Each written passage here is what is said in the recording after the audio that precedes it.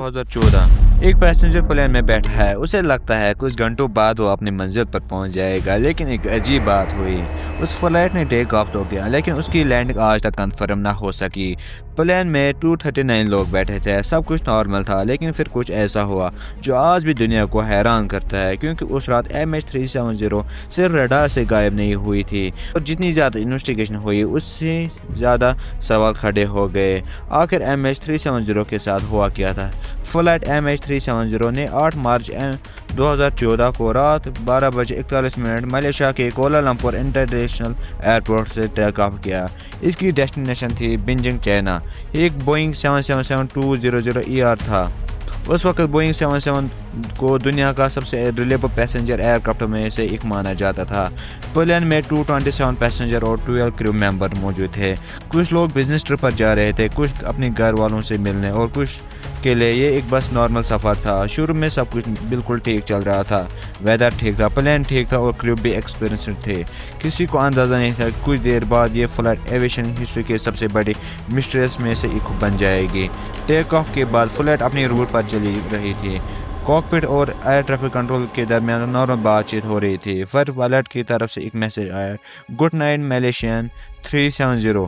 یہ پلین کی آخری نون ریڈیو کمیونیکیشن تھی. اس وقت کسی نے اس بات پر زیادہ توجہ نہیں دی, کیونکہ ایسی میسیج روز دی جاتی تھی. لیکن بعد میں انویسٹیگیٹرز نے اس لائن کو بار بار سنا, کیونکہ اس کے بعد خاموشی تھی. جب اگلی ایئر ٹریفک کنٹرول سینٹر نے پلین سے کانٹیکٹ کرنے کی کوشش کی, کوئی جواب نہیں آیا. پہلے لوگوں نے سوچا کمیونیکیشن سے مسئلہ ہوگا, کبھی کبھی ایسا ہو جاتا ہے. لیکن وقت گزرتا گیا اور پلین سے کوئی جواب نہ ملا. اب کنسرن بڑھنے لگا, لیکن اصل شک ابھی باقی تھا. بعد میں ملٹری ڈاٹا نے دکھایا کہ پلین اپنی پلینٹ روٹ پر نہیں تھا. انویسٹیگیٹرز کے مطابق ایئر کرافٹ نے ڈائریکشن بدلی اور واپس مڑ گیا. اب سوال یہ تھا, پلین نے روٹ کیوں بدلا, کس نے بدلا اور کس لیے بدلا؟ یہی وہ پوائنٹ تھا جہاں سے کیس اور بھی زیادہ عجیب ہو گیا. جب کنفرم ہوا کہ MH370 مسنگ ہے تو ایک میسو سرچ آپریشن شروع کیا گیا. کئی ملکوں نے اس میں حصہ لیا.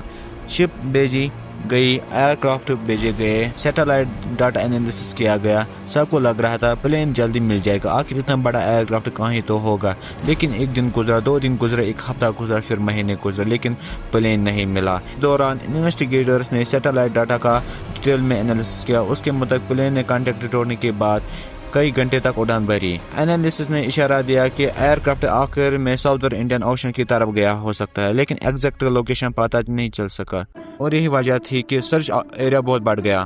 جتنی تلاش بڑھتی گئی اتنی ہی سوال بڑھتے گئے. آج کے زمانے میں موبائل ٹریک ہو سکتا ہے, گاڑی ٹریک ہو جاتی ہے, لیکن ایک پورا بوئنگ 77 کیسے غائب ہو سکتا ہے؟ اور یہی سوال دنیا بھر کے ایکسپرٹس کو پریشان کرتا رہا.